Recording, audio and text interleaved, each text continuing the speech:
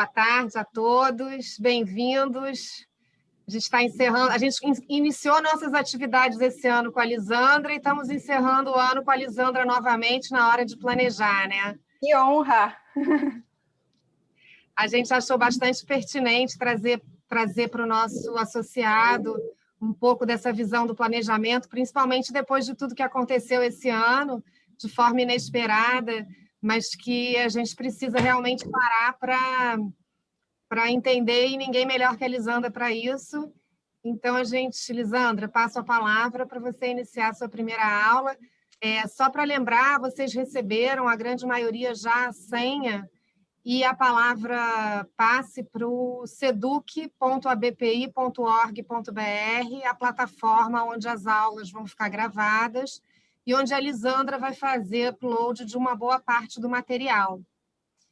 Quem ainda não recebeu, não precisa ficar ansioso, todo mundo vai receber, porque é um pouco automático no sistema, tá? Então, assim, as inscrições que vieram depois, elas vão recebendo aos poucos, mas todo mundo vai receber, tá bom?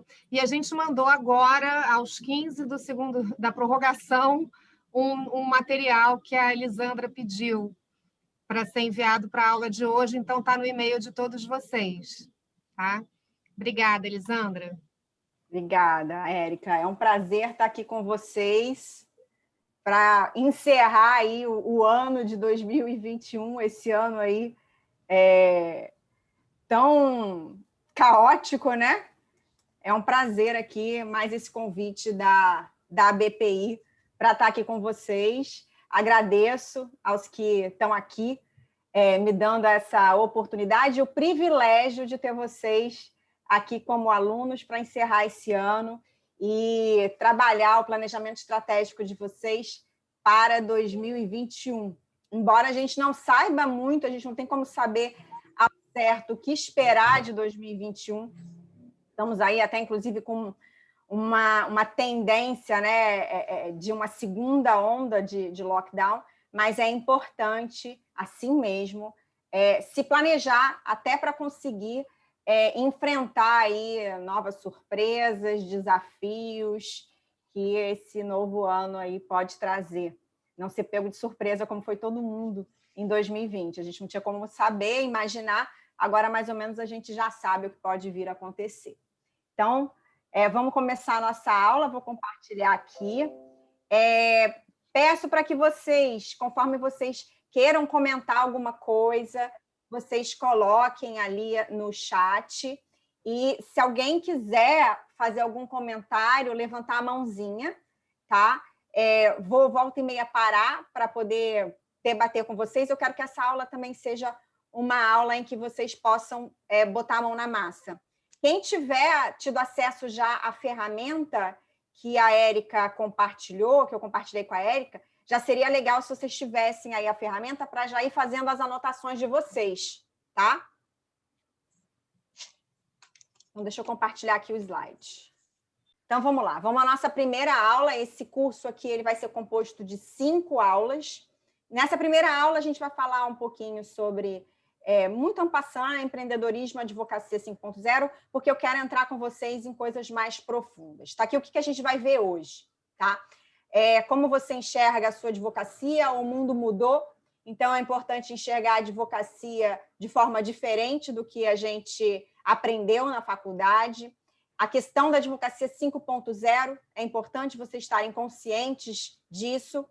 Os pilares de um escritório de sucesso, a importância do planejamento estratégico, principalmente em razão aí dos próximos momentos que a gente pode vir a passar no nosso país, em razão da pandemia, e a advocacia de propósito como um ponto principal do planejamento estratégico de vocês. Vocês vão entender o que é quando eu entrar nesse assunto.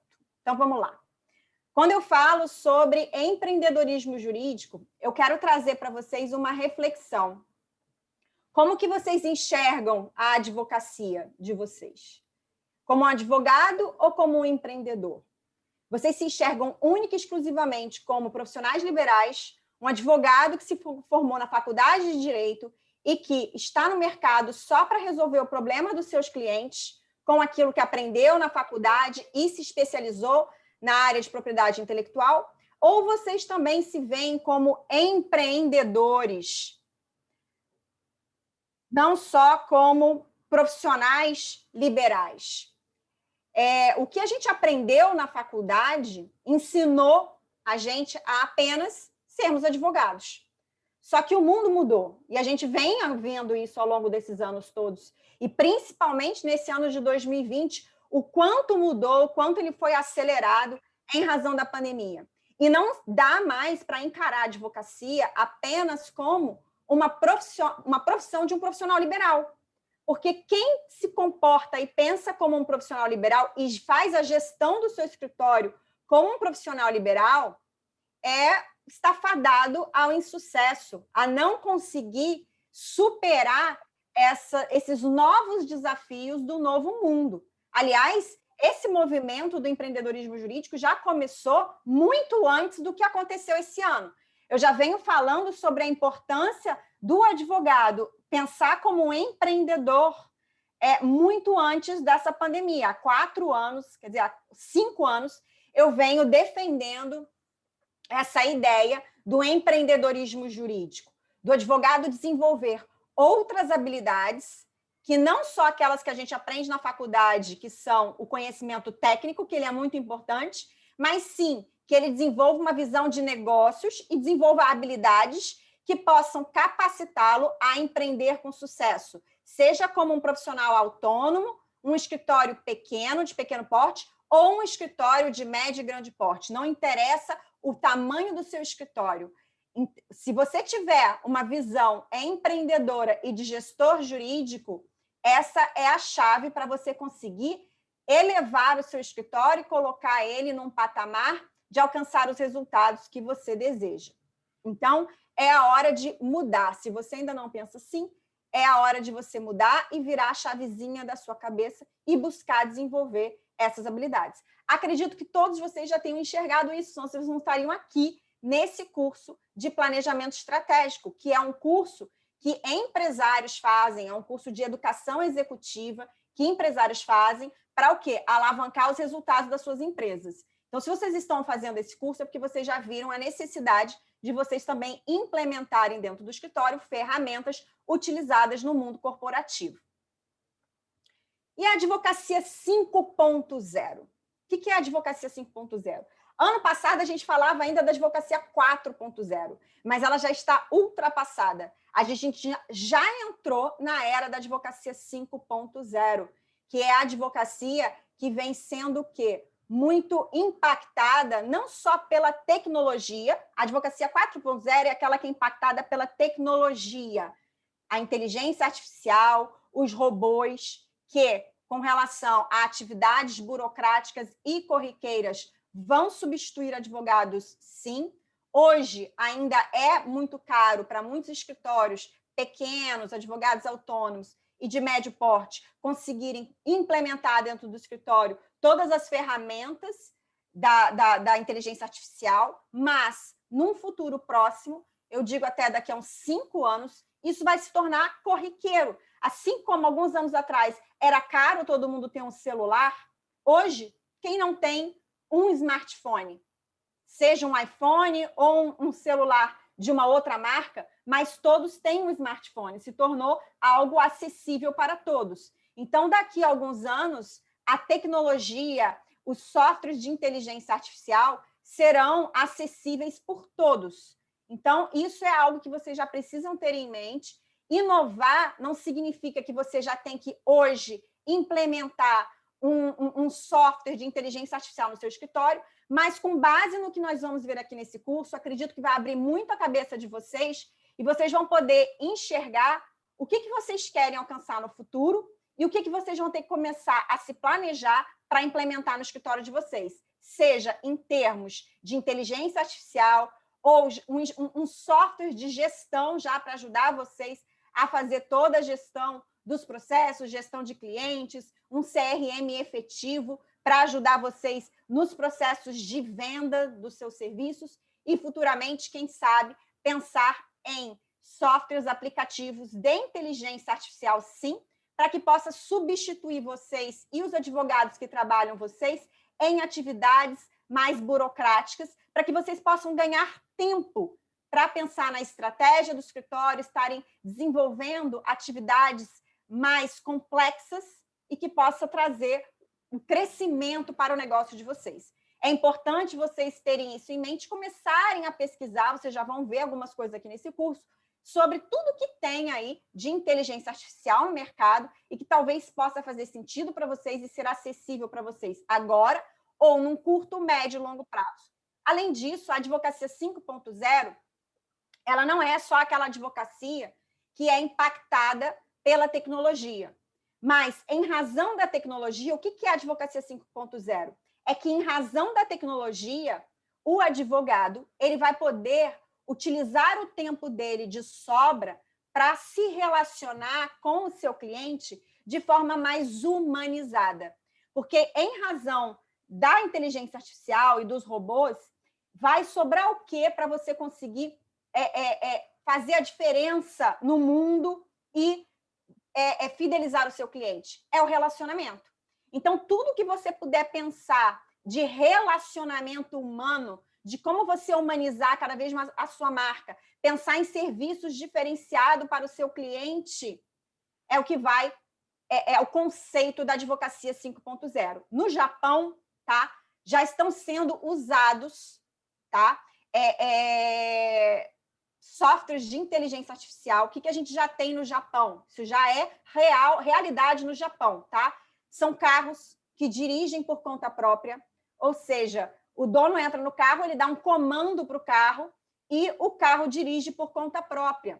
E aí vão vir vários outros problemas que o advogado vai ter que resolver. Que outro dia eu até suscitei isso numa aula. Quando se esse carro bater ou atropelar alguém, de quem vai ser a culpa? Porque é um robô que está dirigindo.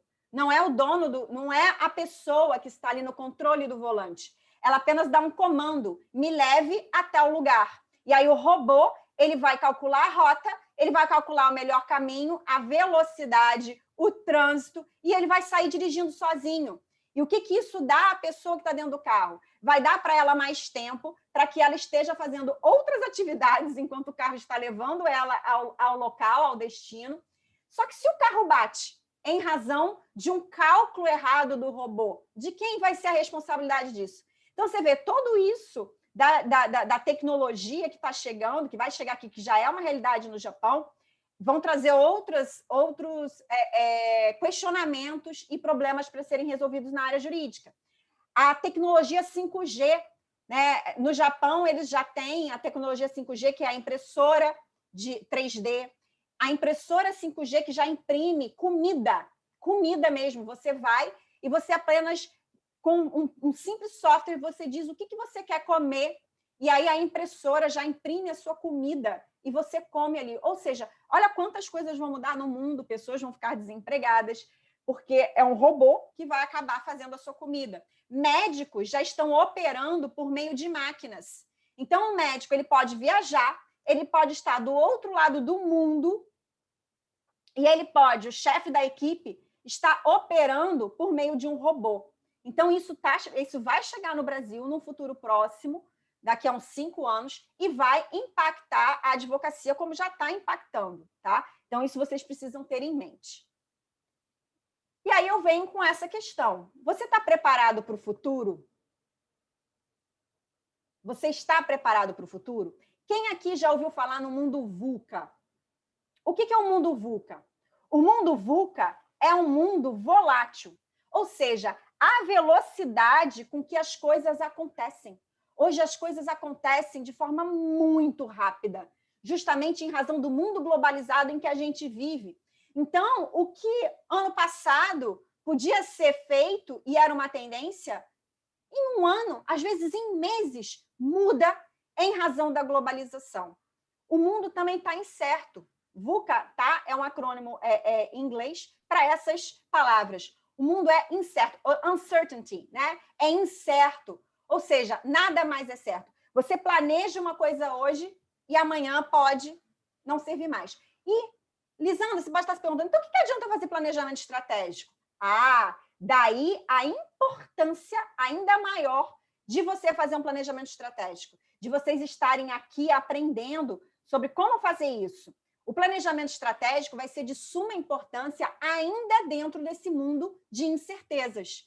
Porque se você conhecer o raio-x do seu escritório, você tiver esse conhecimento do raio-x do seu escritório e tiver um planejamento estratégico, ainda que as coisas mudem na velocidade de um meteoro, se você tiver isso, você vai poder o quê? Corrigir de forma rápida, tomar decisões de forma rápida e melhor embasadas, porque você tem um raio-x do seu escritório, você sabe o propósito do seu escritório, você sabe quem é o seu cliente, tudo que a gente vai ver nessas 2 primeiras aulas, você sabe os objetivos que você quer atingir. O que você vai ter que mudar, talvez, é a forma como você vai atingir os seus objetivos, são as ações que você vai ter que tomar para atingir os seus objetivos. O que aconteceu ao longo desse ano? Quem não tem o hábito, não tinha o hábito de fazer um planejamento estratégico e entrou 2020 sem um planejamento estratégico, com certeza sentiu muito mais dificuldade e se sentiu muito mais perdido ao longo desse ano, porque estava simplesmente levando o seu escritório como a música do Zeca Pagodinho. O que é? Deixa a vida te levar, a vida leva eu. Então, você vai empurrando o seu escritório com a barriga, os clientes vão chegando, você vai fazendo as coisas como você sempre fez, como você começou a sua advocacia lá atrás, como você foi ensinado durante a faculdade, e aí simplesmente tudo mudou. E você não tinha o raio-x do seu escritório, você não tinha um planejamento estratégico, e simplesmente você se viu perdido num mundo de incertezas e de mudanças drásticas. Então, ainda que o mundo seja incerto, o planejamento estratégico continua sendo de suma importância e é ele que vai te guiar para você e vai te ajudar a tomar decisões rápidas quando as mudanças acontecerem. Além disso, o mundo está cada vez mais complexo em razão de todas essas mudanças e ambíguo, tá? Não há mais respostas certas para nada. Então, aquilo que a gente aprendeu na faculdade, a gente, principalmente o direito, a gente sai muito pensando de forma muito cartesiana da faculdade de direito, nós somos moldados a sermos tradicionais. Os escritórios de advocacia são montados para serem tradicionais. Só que o mundo não funciona mais dessa forma. Ele está ambíguo. Nada é certo. Não há mais respostas certas para nada. É você que vai ter que encontrar o seu caminho. Existem hoje o quê? Possibilidades e caminho a serem seguidos. O que você precisa fazer? Você precisa estar sempre à frente, pesquisando as tendências do mundo, como que isso vai impactar a advocacia para você estar à frente, e também as tendências da área do seu cliente, para que você possa orientá-lo da melhor forma, pensar nos melhores serviços e nos melhores produtos para o seu cliente, para ajudá-lo também a passar por tudo isso. Mas eu tenho uma outra notícia para te dar. O mundo VUCA, que era algo que a gente falava há um ano atrás, ele também não existe mais. Agora, o que nós temos, tá? Então, você tem que esquecer isso tudo de mundo VUCA. Hoje, nós temos o mundo Bunny. É isso mesmo. Conheça o mundo Bunny. E o que é o mundo Bunny? Em razão de tudo que aconteceu esse ano, dessa pandemia do coronavírus, e que a gente é uma tendência para o futuro, porque hoje é o coronavírus, amanhã vai ser outro vírus. Já estão falando de um vírus da Colômbia, não sei se vocês ouviram falar, tem um vírus na Colômbia que parece ser muito pior do que o coronavírus, mas ainda está lá retido na Colômbia. E se esse vírus escapa? Então, a gente vai ter aí que lidar com 2 vírus. Então, eu não vejo que o coronavírus foi o primeiro e único vírus que veio, isso na época, agora do que a gente está vivendo, né? Na era da globalização. A gente já teve outros vírus lá atrás na nossa história, mas que não se expandiram dessa forma porque a gente não tinha a globalização que a gente tem agora, de transição das pessoas de uma forma muito fácil, como a gente tem hoje. Por isso que o coronavírus se expandiu dessa forma. Então, o coronavírus não foi o primeiro vírus que veio para causar esse caos no mundo. Vão vir outros, e eu acho que vão vir outros numa velocidade, né, num espaço de tempo muito menor. Então, a gente vai ter que se acostumar agora com esse mundo frágil. Esse é o mundo Bunny. O mundo agora se tornou um lugar frágil, de muitas incertezas. E, em razão disso, ele vai se tornar cada vez mais ansioso. O que é isso? Não dá mais para ficar esperando para tomar decisões. Quando as coisas mudarem, como aconteceu esse ano, é preciso saber tomar decisões rápidas. Por isso, o planejamento estratégico é importante, porque ele vai te dar um embasamento para que você possa tomar decisões rápidas para a sua vida, para a vida dos seus associados e para o futuro do seu escritório. Se você não tiver isso, você fica perdido. E aí fica em cima do muro, sem saber tomar decisões. E quem não consegue tomar decisões rápidas vai ser atropelado por esse novo mundo, essa nova realidade que a gente vive de um mundo ansioso. O mundo também se tornou cada vez mais não linear. Não existe mais uma reta. Não existe mais uma reta. Ele é completamente uma montanha-russa. E a gente precisa se adaptar a essa montanha-russa de mudanças. Vence quem se adaptar melhor às mudanças, quem for mais flexível. Eu costumo trazer aquele ditado: quem você acha que é mais forte? Uma árvore frondosa, forte, que parece ter raízes muito sólidas e fixas ao solo, ou um bambu fininho? Ele é fininho, ele parece super frágil, mas quando vem a ventania e uma tempestade, ele simplesmente balança e se move conforme o vento. Ou seja, ele se molda. Então, nesse mundo linear, não será o mais forte, aquele mais tradicional que vai sobreviver, mas aquele que consegue se adaptar rápido às mudanças, o mais flexível. E o mundo está cada vez mais incompreensível. Ou seja, tudo muda numa velocidade da luz. As pessoas hoje mudam de ideia muito rápido, por causa das informações, que também mudam de forma muito rápida. Você vê, ontem a gente estava falando do mundo VUCA, hoje a gente já fala do mundo Bunny.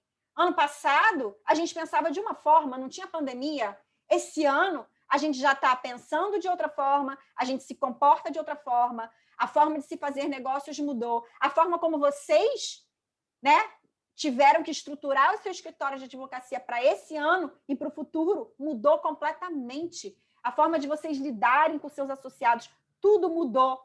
E o mundo vai se tornar cada vez mais caótico e mais incompreensível com as coisas mudando. O seu cliente também muda de ideia o tempo inteiro. E, para isso, você vai ter que estar o tempo inteiro buscando entender o seu cliente.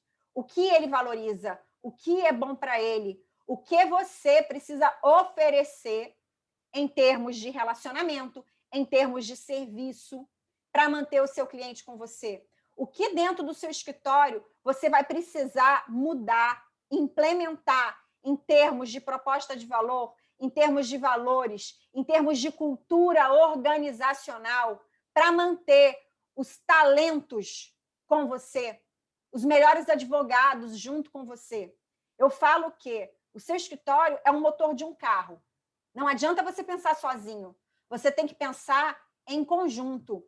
Ou seja, os seus associados, eles são partes do motor do carro, eles são peças do motor do carro.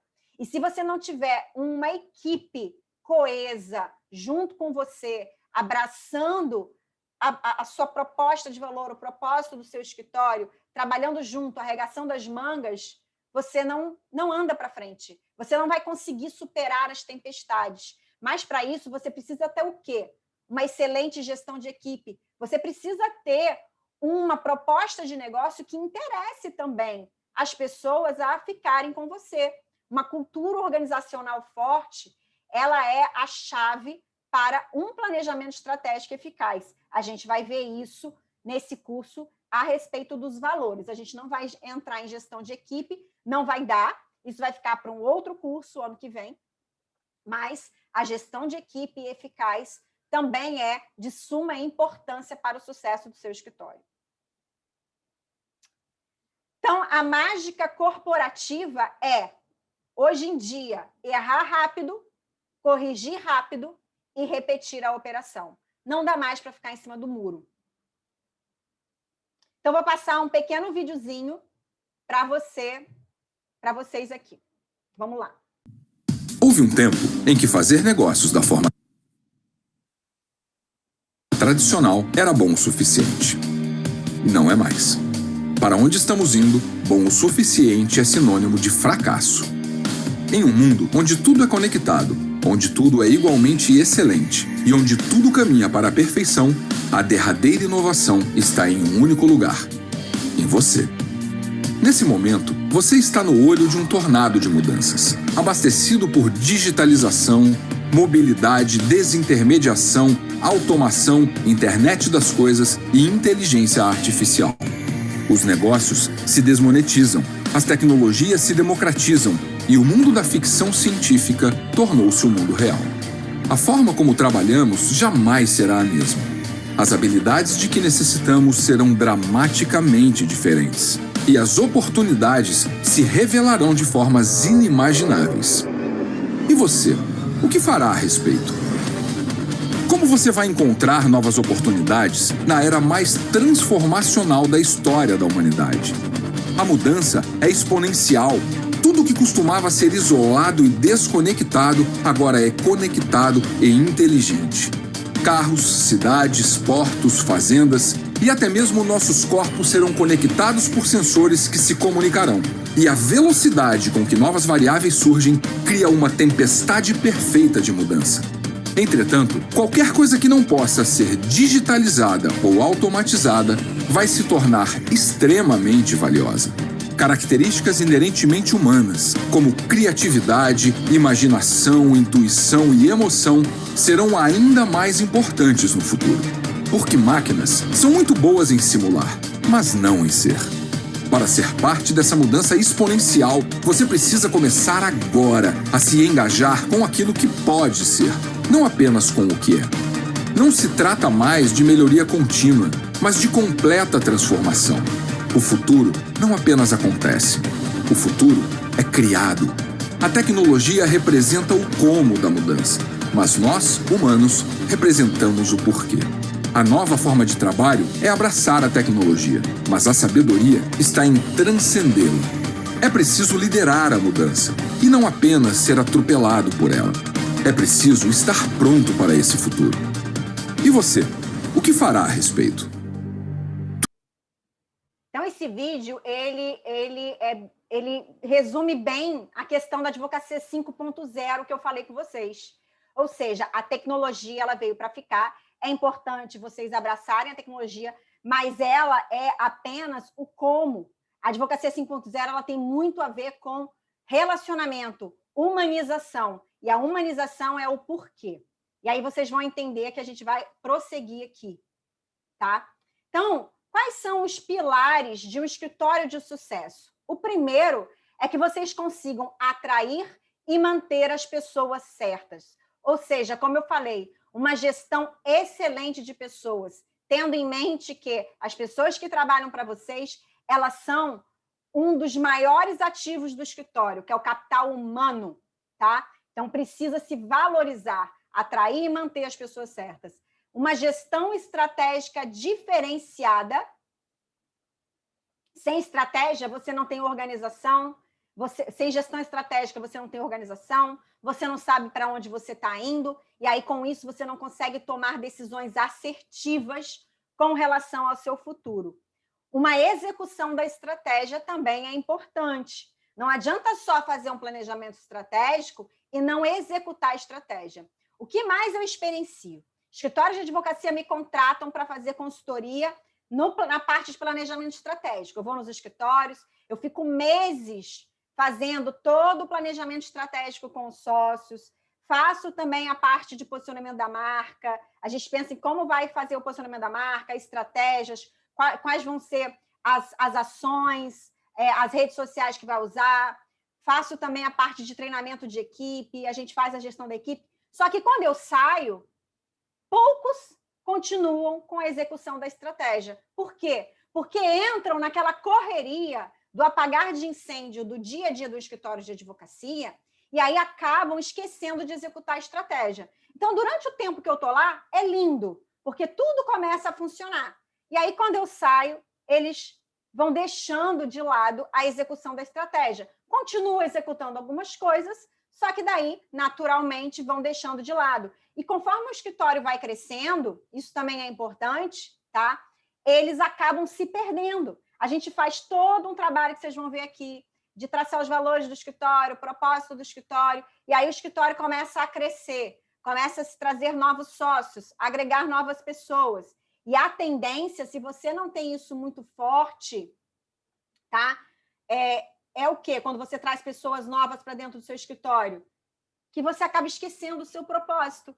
Você acaba esquecendo seus valores, está trazendo pessoas novas, elas não estavam com você no início, quando você traçou tudo aquilo.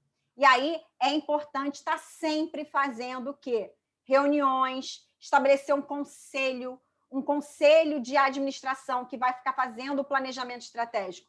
Quando eu falo de planejamento estratégico, ele tem o quê? 2 viés, tá? Você vai ter a equipe, que eu chamo do conselho, o conselho administrativo do escritório, que vai estar pensando no planejamento estratégico, tá? São os sócios, os cabeças do escritório, eles vão estar pensando para onde querem ir. E vai ter o quê? Aquelas pessoas que vão ficar responsáveis pela execução, que geralmente são o quê? É a parte tática do escritório, são os coordenadores de equipe, que eles vão estar se reportando à parte estratégica do escritório. Costumo dizer que é uma pirâmide, tá? Você precisa ter dentro do escritório, toda empresa bem-sucedida, o que ela tem? Ela tem 3 pilares também dentro de uma empresa, que é o quê?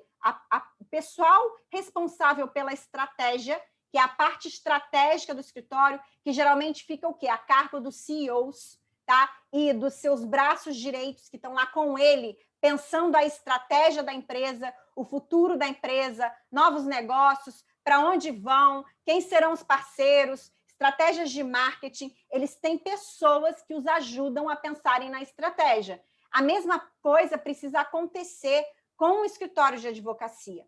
Abaixo deles fica o quê? O tático, que são o quê, geralmente? São os diretores, são os gerentes, são os coordenadores de equipe, que vão estar o quê? Eles vão estar, são meio de campo que vão estar fazendo com que a estratégia seja executada.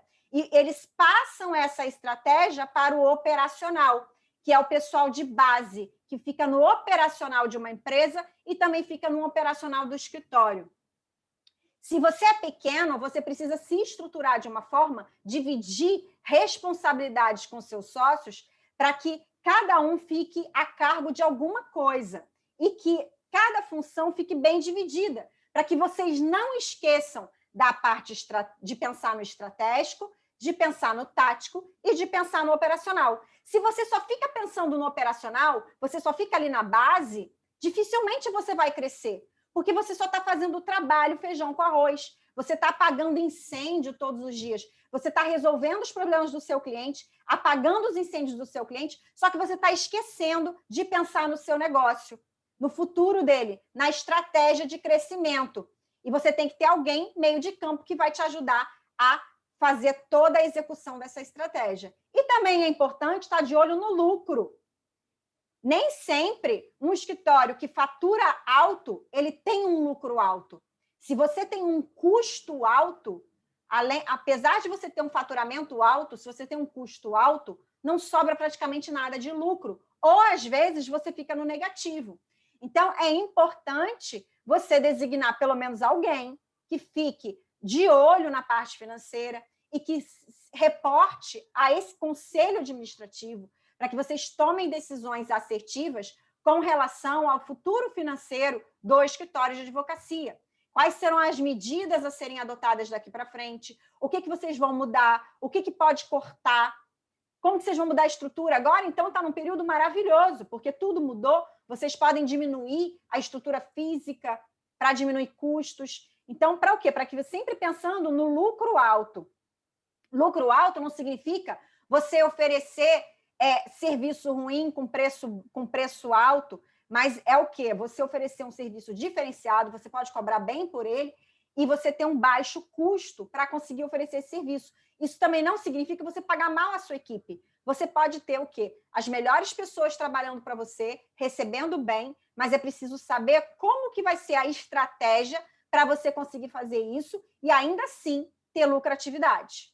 Isso tudo está dentro de um planejamento estratégico. Escritórios grandes, tá? E médio porte para grande, eles já conseguem colocar sempre uma pessoa, muitos contratam uma pessoa que fica responsável por essa parte de gestão estratégica.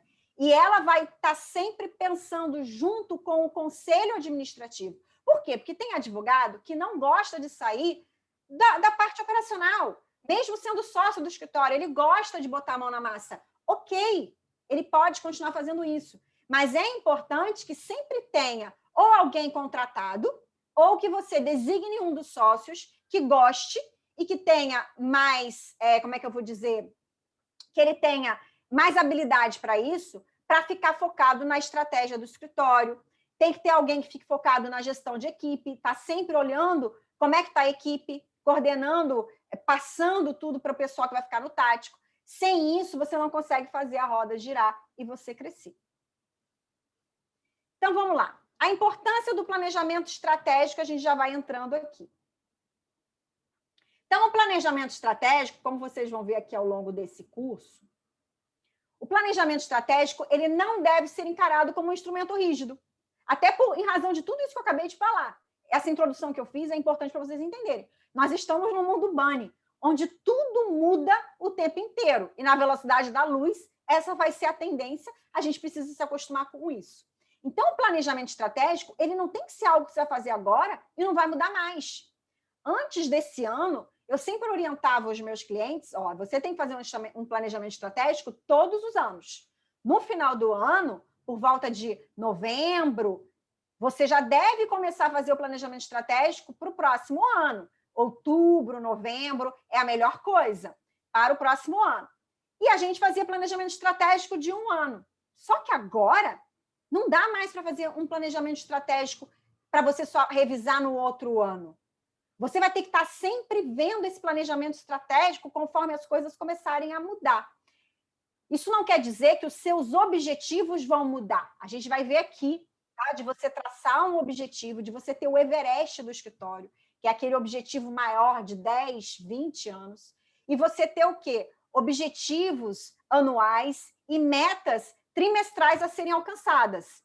E aí, em razão disso, eu oriento agora que vocês tenham um planejamento estratégico que a cada 3 meses, se não precisar ser antes, vocês façam uma revisão. Por isso que é importante vocês já montarem um conselho administrativo do escritório, que são aqueles sócios que vão estar se reunindo semanalmente em reuniões estratégicas para estarem sempre de olho no planejamento estratégico. Como é que estão sendo a execução do nosso planejamento estratégico? O que a gente está conseguindo atingir? O que não está dando certo, que a gente já precisa corrigir? Lembra que eu falei? Você tem que errar rápido e corrigir rápido para as coisas andarem. Então, ele não pode ser rígido. Ele está sempre ele precisa ser acompanhado permanentemente. Não há linhas retas nos negócios. Como eu falei, o mundo agora é não linear. É uma montanha russa. Então, o escritório inteligente, ele deve navegar pelas ondulações do mercado a caminho do seu Everest. Vocês vão ver o que é o Everest. O Everest é aonde vocês querem chegar. Qual é o objetivo maior do escritório? Aquele objetivo bem cabeludo de ser alcançado, mas que é o sonho de vocês. O segredo é manter o olho no objetivo final. Isso não vai mudar. Mas vocês conseguirem estarem sempre acompanhando o planejamento estratégico para vocês irem ajustando o barco, a rota, conforme os obstáculos ao longo do caminho começarem a aparecer. Então, quando eu falei de Everest, qual é o seu Everest? Então, olha lá, todos querem chegar lá em cima, que é o sucesso, é o Everest. E isso é muito subjetivo. Cada um tem o seu Everest. Cada um tem o seu conceito de sucesso. Tem escritório que quer permanecer pequeno, não tem problema nenhum. Ele quer permanecer pequeno, atendendo um núcleo específico de clientes, não tem problema nenhum. Você pode ser um escritório pequeno, atender um núcleo, um segmento específico de clientes que sejam clientes fiéis a você, de qualidade, e que te tragam um lucro fenomenal, que muitas vezes você fatura, tem um lucro maior do que um escritório enorme, que tem grandes despesas. Então, o sucesso, ele vai muito de cada um e do que cada sócio quer, porque a vida pessoal de cada sócio e de cada integrante do escritório, ela tá o quê? Ela faz ela interage com os objetivos institucionais do escritório.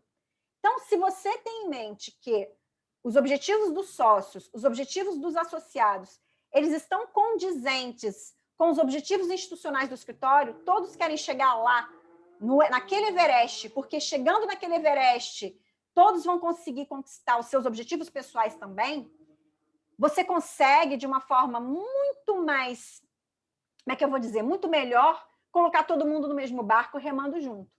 Então, é importante alinhar todos esses sonhos, alinhar os sócios na mesma estrada, no mesmo caminho, e comunicar isso depois para os associados. Porque quem não quiser subir essa rota que vocês traçarem por Everest, não é a melhor pessoa para estar com vocês, porque todos vão ter que se sacrificar, remar juntos, passar aí pelos obstáculos, pelas dificuldades ao longo do caminho, tá? Então, é importante vocês pensarem qual é o patamar de negócios desejado por mim e pelos meus sócios, primeira coisa.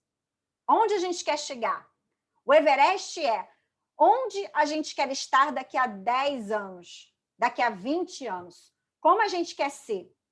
Tive um cliente que me contratou há 2 anos atrás, ele queria ser um escritório full service, um escritório referência no Rio de Janeiro, em várias áreas. Quando eu fui trabalhar lá neles, fazer toda a parte de planejamento estratégico, eles atingiam somente uma área, direito imobiliário. Eles tinham 20 pessoas.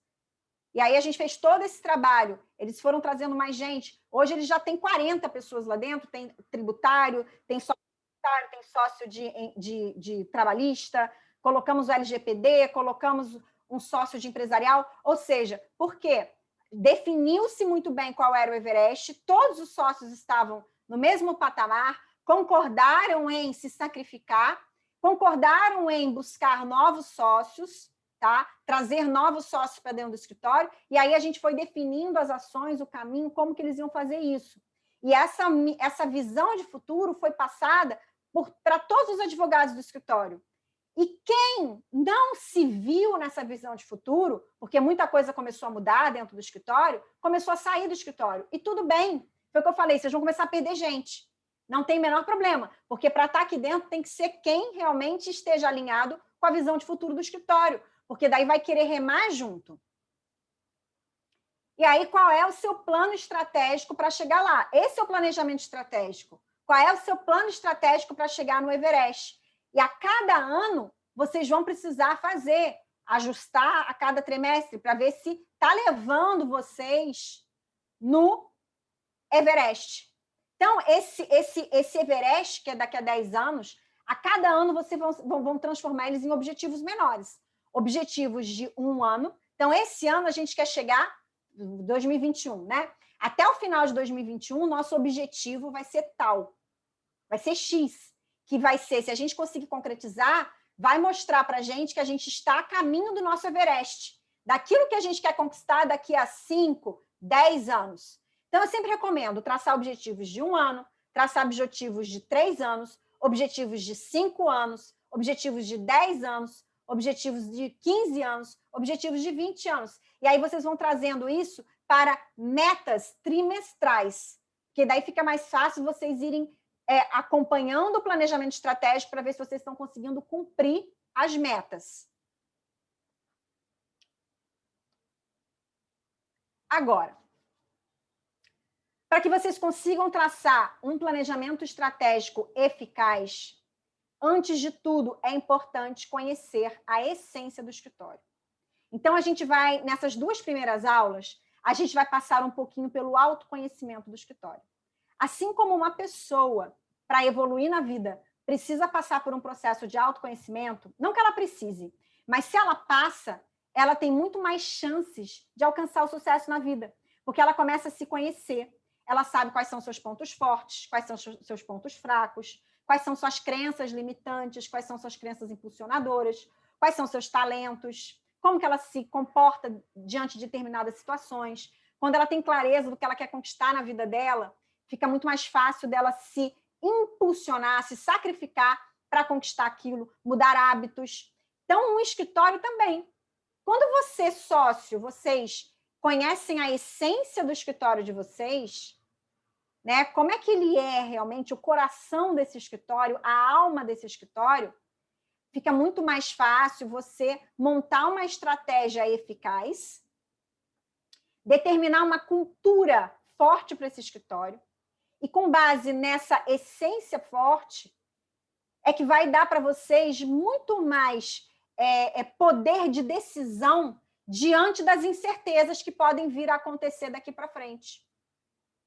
Porque a essência vai estar muito clara para vocês. Tá? Então, a gente vai, nessas 2 primeiras aulas, tratar dessa essência, que é fundamental. Depois, a gente vai começar a ver os objetivos. Então, o que compõe a essência do escritório? Primeiro, valores fortes.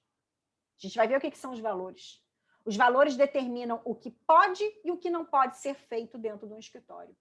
E ele vai embasar as decisões.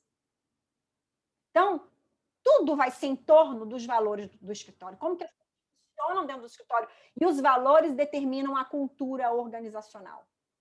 O propósito do escritório, que é o quê? Que é o coração do escritório. Os valores são a alma. E o propósito é o coração do escritório. Por que esse escritório existe? Para onde? O que vocês querem, no final das contas, é deixar de legado no mundo. Pelo que vocês querem ser lembrados pelos clientes de vocês, pela sociedade jurídica, pelo mercado jurídico. E quais são as competências. Assim como uma pessoa precisa conhecer quais são as suas competências, um escritório também precisa conhecer quais são os seus pontos fortes para alavancar esses pontos fortes e quais são as suas fraquezas. Para quê? Para que vocês possam minimizar essas fraquezas, contornar essas fraquezas, tomar atitudes, ações que possa minimizar essas fraquezas que vocês têm hoje, para não serem derrotados.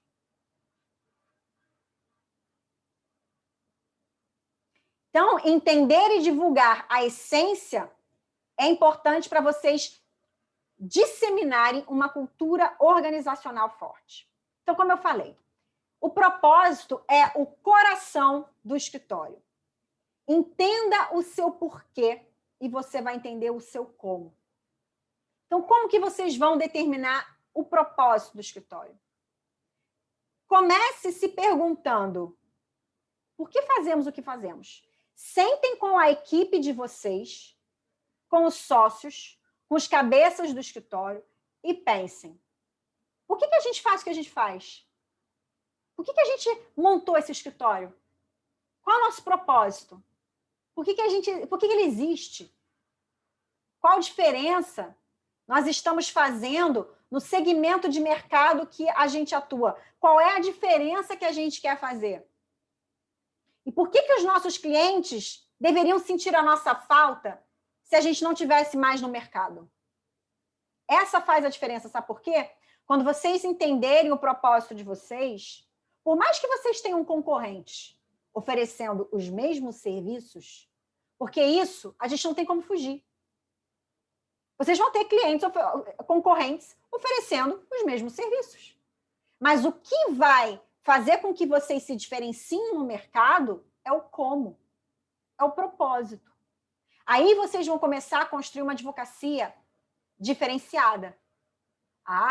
Eles oferecem o mesmo serviço, mas o propósito deles não é o mesmo que o nosso.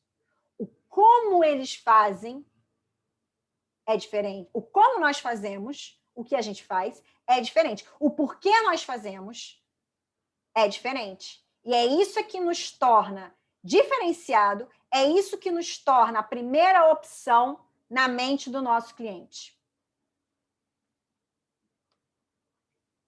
Eu vou passar para vocês aqui, para vocês entenderem um pouco, quem ainda não conhece, o Simon Sinek.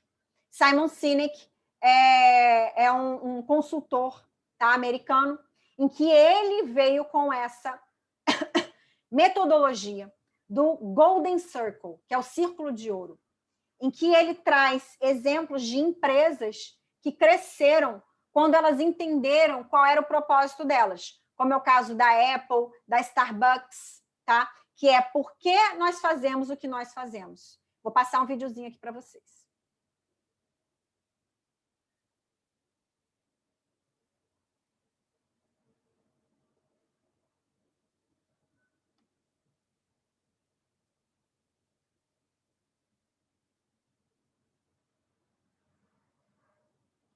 Peraí que eu acho que não foi.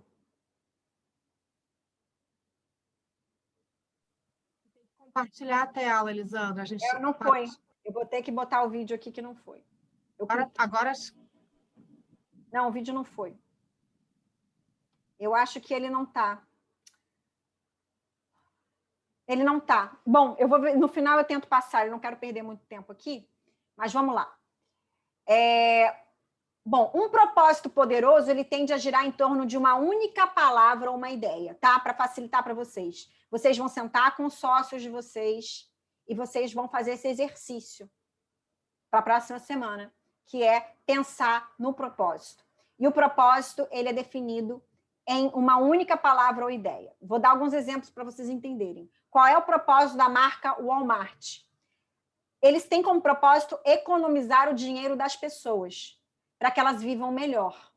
Então, o Walmart realmente é uma loja de conveniência dos Estados Unidos que vende produtos e mercadorias por um valor bem baixo, bem competitivo no mercado. Então, eles adotaram a palavra, nós somos o Robin Hood do mercado. Então, de lojas de conveniência, de varejo. Robin Hood a palavra deles. A gente quer o quê? Ajudar as pessoas a viverem melhor, economizando para elas. A Harley Davidson, qual é a palavra delas? Da Harley Davidson? Sonhos. Nós realizamos sonhos. Então, esse é o propósito da Harley Davidson. Sonhos. Então, eles realizam sonhos através da experiência do motociclismo. Vocês podem ver, quem gosta de andar de moto e compra motos da Harley Davidson, só compram da Harley Davidson, eles viajam juntos, eles fazem... Tem grupos que eles viajam juntos, as motos podem ser caríssimas, mas não interessa. Ele quer realizar o sonho dele por meio de uma moto Harley Davidson. A Mary Kay, qual é a palavra de propósito dela? Oportunidades. Elas querem dar, a Mary Kay quer dar oportunidades ilimitadas às mulheres. E a Disney? Qual é o propósito da Disney? Felicidade. O que é? Proporcionar felicidade às pessoas. Então, quem vai num parque da Disney, mesmo sendo adulto, vira criança. E eles querem dar o melhor momento para quem está lá. Então, eles não deixam nada de ruim acontecer. Se você tem uma experiência ruim no parque e você vai reclamar com um funcionário, eles fazem de tudo para que aquela experiência ruim vire uma experiência boa. Então, já teve casos de, por exemplo, uma criança tinha acabado de comprar um bichinho de pelúcia e perdeu num brinquedo. E os pais foram falar que a criança perdeu. O que aconteceu? Eles deram outro brinquedo. Eles deram outro brinquedo sem cobrar nada, para que a criança tivesse, para que eles tivessem a melhor experiência e queiram sempre voltar na Disney. Então, o propósito deles é felicidade. Eu vou dar um exemplo do meu. Qual é o meu propósito? É transformação. O meu propósito é transformar advogados e escritórios de advocacia em empreendedores para que eles possam ter maiores chances de sucesso em seus negócios. Então, o meu propósito é transformação, é gerar transformação que eu espero poder gerar com esse curso. Como já gerei no primeiro, já gerei alguma transformação em vocês e espero poder gerar nesse curso aqui da BPI. E aí, aqui eu trouxe um exemplo para vocês, porque a gente está falando só de empresa. Escritório de advocacia. O Matos Filho, ele tem um exemplo de propósito que ele trouxe também num slogan. Um escritório único, um único escritório. O que quer dizer isso? Eu vou passar aqui no vídeo institucional que eles fizeram. Muito legal esse vídeo institucional. que quem tiver como também, quando vocês já tiverem definido o propósito, tudo isso, eu acho muito legal, para que as pessoas comecem a entender, os clientes de vocês, quem quiser conhecer o escritório, sobre o que se trata aquele escritório. Essa é uma forma mais fácil de passar, não só para clientes, para pessoas, para o mercado jurídico e para os associados, o que é a marca de vocês. Para quem quiser contratar vocês ou quiser fazer parte da família, saiba, nós somos isso. Então, Matos Filho é um escritório único, um único escritório. Deixa eu passar aqui para vocês o vídeo, ver se é desse aqui vai.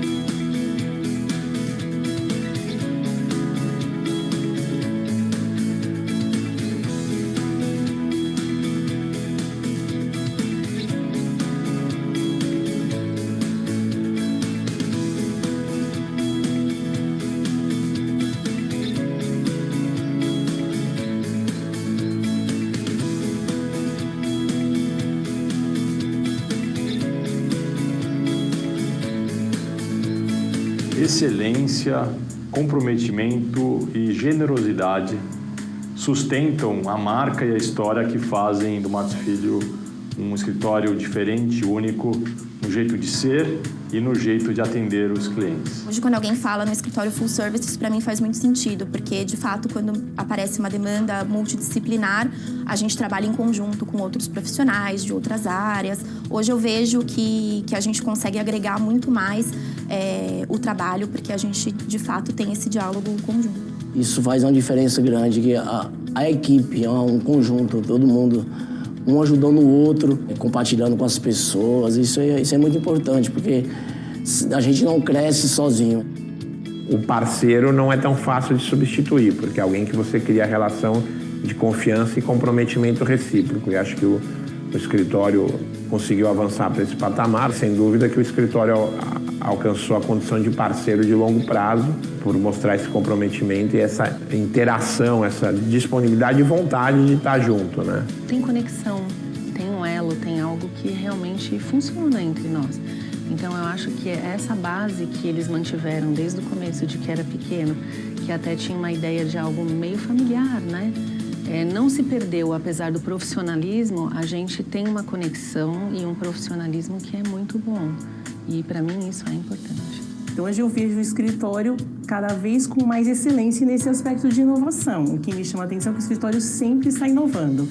Crescer não só em termos de número, mas na prestação de serviço, na sua excelência e também inovando em todos os aspectos, né? Então, eu acredito que a gente tenha uma postura de vanguarda, se comparado aos demais, e uma postura que consegue compreender o mercado, os próximos movimentos, e com isso estamos mais preparados para o futuro próximo e, inclusive, mais distante.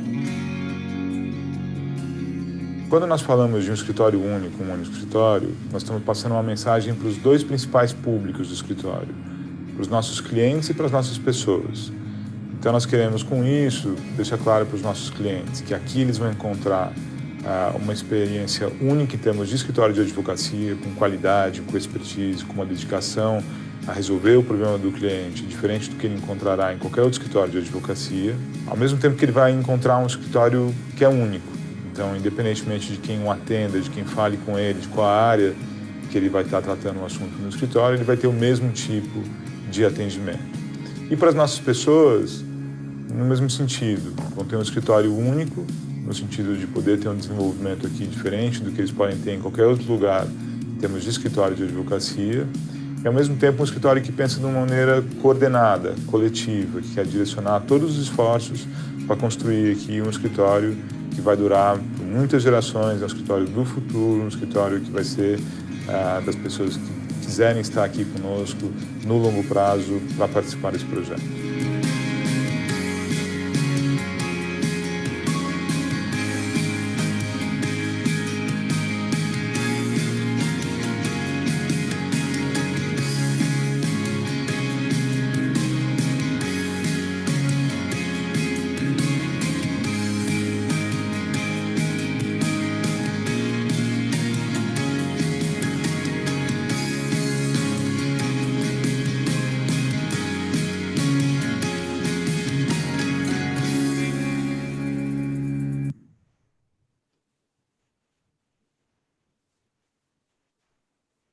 É claro, gente, que isso não é um trabalho que vocês fazem da noite para o dia, tá? Então, tem que ter o quê? Os sócios precisam se reunir. E, às vezes, não sai na primeira reunião. É um trabalho de brainstorming. Pensem que isso é vocês definirem e entenderem qual é a essência, a alma do escritório de vocês. Então, isso aqui que eu mostrei para vocês do Matos Filho nesse vídeo, eles passam não só qual é o propósito do escritório, eles passam os valores fundamentais do escritório que determinam a cultura organizacional. Tanto que desde do porteiro, da secretária, dos clientes, parceiros e advogados internos, os associados, eles sabem muito bem qual é a cultura organizacional. Está muito claro para eles quais são os valores do escritório e todos eles se alinham a esses valores. É por isso que eles querem fazer parte da marca Matos Filho, porque o propósito e os valores do escritório, eles acabam fazendo o quê? Eles fazem com que a pessoa que se conecta a isso, elas tenham um senso de pertencimento. Elas pertencem a algo. E quando elas sentem que elas pertencem a algo, elas dão o sangue dela para que aquilo dê certo. Porque faz parte da alma delas, elas acreditam naquilo, tá? Então, isso não é um trabalho do dia para a noite. E não tem que ser feito com pressa, tá? Eu sei que advogado, a gente é ocupado o dia inteiro, a gente não tem como sentar e ficar pensando nisso, acha que é besteira. Mas esse que vai ser a cereja do bolo. Prestem atenção no que eu estou falando. Essas duas aulas, essa parte da essência do autoconhecimento do escritório de vocês, é que vai ser a cereja do bolo para vocês se diferenciarem da concorrência. Para que vocês possam entender quem vocês são e oferecerem um serviço diferenciado, tanto externamente, quanto terem uma cultura organizacional que faça com que todos queiram pertencer à organização. E ele que vai tornar o planejamento estratégico de vocês mais efetivo. Então, vamos seguir aqui. Então, aqui as perguntas que vocês precisam pensar para entenderem qual é o propósito, que é o que vocês fazem. E, Sandra, talvez você tenha falado isso no início, desculpa, eu perdi os primeiros minutinhos. Você vai disponibilizar os slides? Sim. Obrigada. O que fazemos? Quem nós ajudamos? Por que a gente faz o que a gente faz? Por quê? Por que a gente levanta todo dia e vai para o escritório trabalhar? O que a gente quer mudar aí? Que diferença, que impacto a gente quer gerar nos nossos clientes? De que forma nós queremos ser lembrados pelo mercado jurídico? A gente levanta no automático e vai lá para o escritório no automático? Fazer de forma automática o que a gente faz? Não tem um propósito? Em que todos ali estão remando em razão desse propósito? Tá? Então, é importante vocês pensarem nessas perguntas. E, como eu digo, não vai ser na primeira reunião que vocês vão sair entendendo o que é isso. É preciso fazer isso com calma. E entender qual é o diferencial da marca de vocês.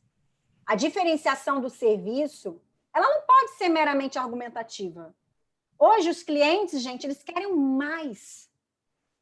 Eles querem muito mais do que você falar, olha, o nosso serviço é personalizado. Isso todos falam. Prestamos um serviço personalizado. Olha, o nosso serviço é de qualidade, é o melhor. Somos os melhores na área de PI. Que diferença isso faz? Todos falam a mesma coisa. Então, a diferenciação na mente do cliente não pode ser meramente argumentativa. Ela tem que ser real. Ela tem que ser percebida pelo cliente e produzir impactos positivos na vida dele. Como que ela vai ser percebida? Primeiro, justamente com essa vivência do propósito. Que ela não pode ser da boca para fora, porque se o cliente entra no escritório ou até no lidar com um associado, hoje a gente está no mundo online, virtual, então aqueles que, a gente não vai mais estar recebendo toda hora cliente no escritório, hoje em dia muita coisa é virtual, mas no tratamento, na forma como ele consegue ter acesso aos advogados, em que ele tem o problema dele cuidado, ele já percebe o diferencial. Porque quando você tem um propósito muito claro, os valores muito claros, aquilo está impregnado no seu comportamento, na sua forma de conduzir o caso, na sua forma de conduzir o relacionamento com o cliente, de tratar o caso dele. Então, é preciso vocês descobrirem o que a sua marca promete resolver. Quais são as promessas da sua marca? Eu sei que nós temos uma advocacia, o advogado, ele não tem que comprometer o resultado. É de meio. Mas pense o seguinte, quando o cliente procura você, o que ele quer que seja resolvido? Por mais que muitas vezes você não possa garantir com certeza absoluta que você vai conseguir o direito que ele vai buscar você para alcançar, mas ele lá no fundo, ele tem algo muito mais profundo que ele quer que você garanta para ele. Você precisa descobrir qual é o valor, o que o seu cliente mais valoriza. É um bom atendimento? Ele às vezes está nervoso, ele está estressado, ele está com medo de perder a marca dele, alguma coisa assim. E aí, ele quer o quê? Que você traga para ele segurança. Ele quer que você seja disponível. Ele quer um bom atendimento, ele quer uma parceria, ele quer sentir que você está junto. É isso que, na verdade, você promete entregar para ele? Embora você muitas vezes não possa garantir o resultado final, mas você está junto ali com ele ao longo do caminho, ele consegue sentir isso. Você precisa entender o que é importante para o seu cliente.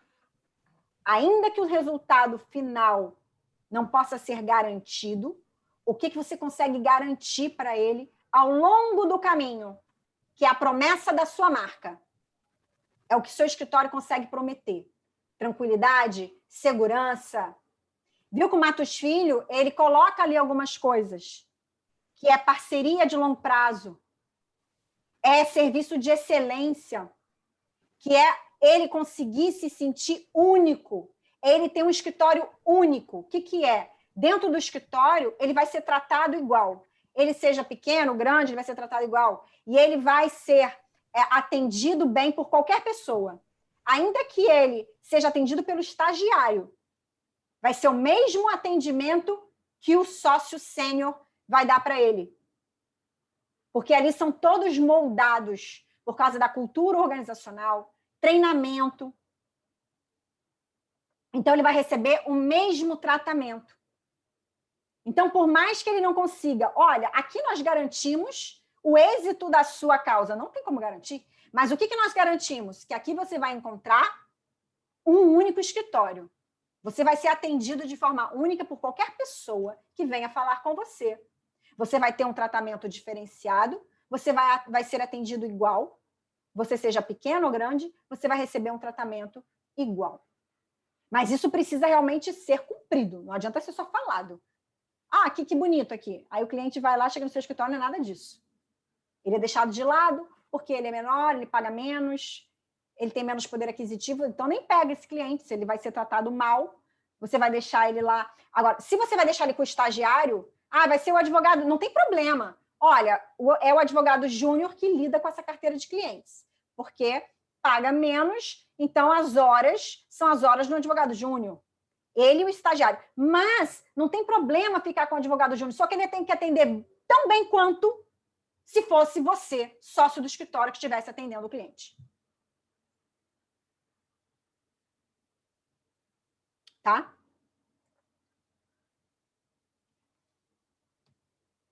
Então, vamos lá. Atenção! A diferenciação do seu escritório está no como você vai entregar os seus produtos, os seus serviços. É como eu falei. Gente, não tem como você... Ah, não, mas olha só, a gente tem um monte de concorrentes fazendo a mesma coisa. Sim, e vai ter cada vez mais. Porque o que a gente tem aí só vai aumentar o número de advogados e escritórios de advocacia que tem. A gente já está na margem de mais de 1.200.000. Daqui a 3 anos, se não acelerar, já vão ter 2 milhões. Então, a gente tem muito advogado aí no mercado. Então, muitos vão estar prestando o mesmo serviço que você. Muitos outros escritórios de PI vão prestar o mesmo serviço que você. Mas é o como que vai te diferenciar. Por isso que eu estou falando que essas 2 primeiras aulas são o mais importantes, porque é a cereja do bolo. É como você entrega os seus serviços e os seus produtos que fará a diferença. E vai tornar praticamente impossível da concorrência te copiar. É a mesma coisa uma pessoa. As pessoas são diferentes. Cada um tem um jeito de lidar com as coisas, cada um tem um jeito de trabalhar, cada um tem um jeito de se comunicar, cada um tem um jeito de lidar com a situação. Então, é importante você entender qual é o jeito de vocês fazerem as coisas. E esse jeito, ele precisa estar incorporado nos valores e na cultura do escritório de vocês. Viu que o Matos Filho botou ali o jeito deles? Isso vocês vão começar a entender que faz parte dos valores da cultura organizacional. É importante vocês entenderem que o escritório, ele é uma pessoa. Ele é uma pessoa. Ele é um organismo vivo. Ele é uma pessoa composta por vários órgãos. Ele tem uma personalidade. E, geralmente, quando tem muitos sócios, é importante vocês entenderem que vocês fundaram o escritório, são vários sócios. Peraí, o que da personalidade de cada um, dos pontos fortes de cada um, faz parte da personalidade do nosso escritório? Qual vai ser a personalidade do nosso escritório? Ele é um organismo vivo. E ele vai estar sempre o quê? Mudando. A Natura tem um vídeo muito legal que eu também quero passar para vocês, que fala muito bem sobre isso. Sobre essa questão. A Natura, ela se modificou, justamente entendendo essa questão do propósito e dos valores. Tudo isso é preciso entender a importância. Vamos lá.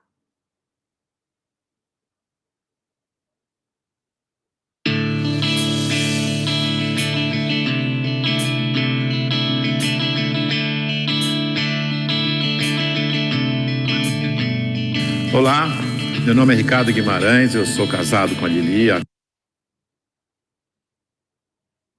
44 anos, tenho 4 filhos, 3 netos, alguns adolescentes, trabalho para grandes empresas, vivendo esse mundo maluco, e eu vou aqui contar para vocês o que a gente está compreendendo sobre o mundo, para talvez ajudar você a tomar boas decisões a respeito da educação que você dá para seus filhos, para sua carreira, trabalho, enfim, com relação ao futuro de todos nós. Olha isso aqui. Esse desenho, ele significa o que está acontecendo com o mundo. Parece um cardiograma, mas não é um cardiograma. Ele mostra que tem um momento que as coisas estavam muito paradas, quase mortas, e começa a acelerar, e passa a ter uma animação, uma vida que não tinha antes. Tudo ficou acelerado. Sabe por quê? Por causa da tecnologia de informação e comunicação. Nessa fase, tinha pouca gente no mundo, e a tecnologia de informação e comunicação era muito rudimentar e cara. Telefone fixo no lugar, imagina. Demorava muito para as coisas acontecerem. O cenário era estável, quase parado, lento, previsível, controlável, simples. Acontecia uma coisa de cada vez. Nessa fase, criamos instituições com hierarquias poderosas que controlavam o mundo. E nós nos sentíamos muito seguros, porque tudo permanecia igual por muito tempo. O indivíduo se submetia ao grupo, abria a mão da sua individualidade, aprendia a regra do jogo e a vida seguia em frente. Isso deu certo por um bom tempo.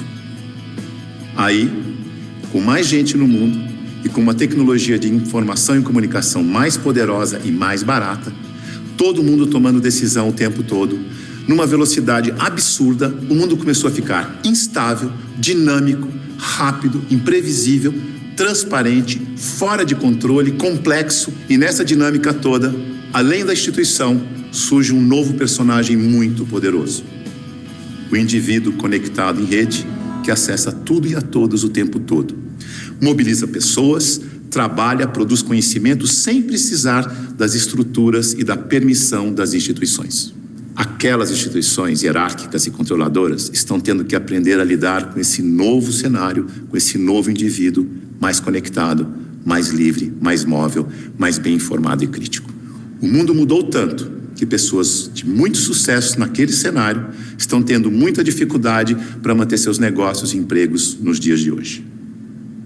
Eu vou contar a história de um executivo muito importante, de uma organização global, poderosa, que estava tendo problemas enormes, prejuízo, perdendo o mercado em todos os países em que tinha operação. Tinha brigas políticas internas entre departamentos, entre regiões, escândalos públicos, corrupção no financeiro e tudo acontecendo ao mesmo tempo, com toda essa transparência ao vivo e a cores do tempo real. Esse grande executivo viu aquele cenário e disse: eu não dou conta dessa complexidade, dessa velocidade, dessa transparência toda. Eu me demito. Aqui está ele. É o nosso querido Bento. O Bento foi sucedido por um outro executivo, que parece que foi feito sob encomenda para lidar com essa época de tanta inovação, onde o indivíduo tem que ser mais autônomo, mais senhor de si, não se submeter à instituição, mas, pelo contrário, liderar a instituição. Chico aceitou o desafio. Aqui está ele, de um jeito fácil de comparar e ver a diferença entre ele e o Bento. Veja que o Bento está arcado, submetendo ao protocolo e às regras da instituição. O Chico está mais senhor de si. Para ele ajudar a igreja, ele tinha que mudar a igreja. Para mudar a igreja, ele tinha que criticar e propor novas maneiras de fazer as coisas. Porque do jeito que deu certo no passado, não era o jeito que ia dar certo no novo cenário. E ele começou a criticar e a mudar tudo usando o discernimento, o bom senso e os seus valores, que são os mesmos da instituição. A cadeira, por exemplo, ele pediu uma cadeira mais simples, mais leve, mais prática, que ele mesmo pudesse carregar. A roupa, uma roupa que fosse fácil de vestir, leve, simples e confortável. O discurso, ele não queria que alguém escrevesse o discurso para ele. Ele mesmo ia fazer o discurso com as palavras dele.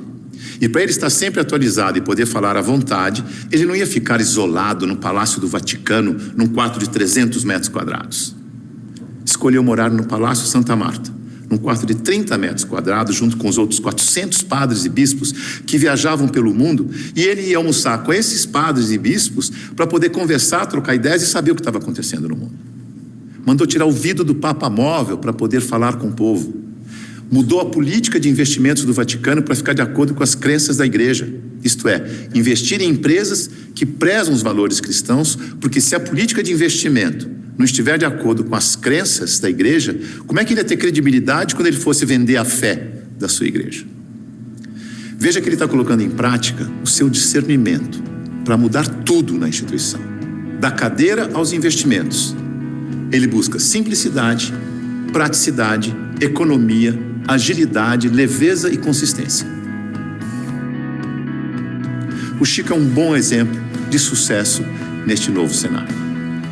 A mudança é tão grande que os historiadores dizem que está terminando a sociedade industrial e está começando a sociedade do conhecimento, a sociedade em rede, a sociedade do indivíduo conectado em rede. É uma época de transição e nós estamos aqui, exatamente no meio dessa transição. Veja o que está acontecendo. Neste ambiente estático, estável, a boa empresa funcionava como um relógio, uma engrenagem sem vida, isolada do ambiente, tic-tac, tic-tac, tic-tac, onde o empregado era uma peça da engrenagem. O futuro era igual ao passado.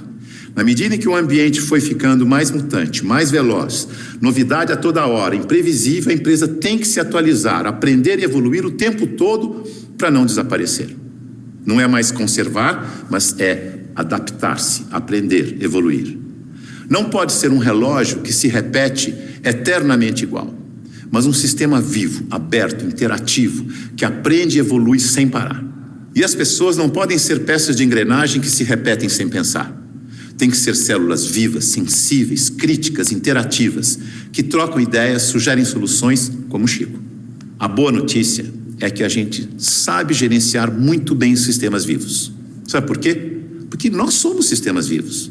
Somos feitos de sistemas. Sistema respiratório, sistema endócrino, sistema ósseo, sistema digestivo. Sistema é um conjunto de elementos que trabalham de forma interdependente com um propósito comum. Como o nosso corpo. O ponto mais importante para a saúde do nosso corpo é a interdependência. Veja no seu próprio corpo. Nossos órgãos trabalham de forma interdependente, sempre em busca do equilíbrio do corpo. Esse é o propósito. Se um órgão declara independência, e isso se chama câncer, o corpo entra em colapso. A integração entre os órgãos desaparece. A energia do corpo se esvai, não consegue mais interagir com o ambiente nem reagir aos estímulos. Como sistema aberto, ele vai sucumbir ao cenário. Então, se você quer trabalhar numa empresa de sucesso neste cenário, ajude a funcionar como um sistema vivo aberto. Você sabe, porque você é um sistema vivo aberto. Mas aqui vão algumas dicas para ajudar. Use o seu discernimento, seu bom senso e intuição. Confie em você. Promova a integração e a interação, onde você estiver. Seja sensível a informações relevantes para aperfeiçoar seu trabalho e a empresa. E o mais importante de tudo, reconheça que a realidade é interdependente. E por isso precisa da participação de cada um e de todos para resolver os seus problemas. Lembre-se, a boa gestão da interdependência garante a boa saúde do seu corpo e da corporação. Mais uma dica, não deixe as pessoas confundirem autonomia com independência. Autonomia significa que você tem consciência de que faz parte de um todo maior e por isso você pode falar pelo todo.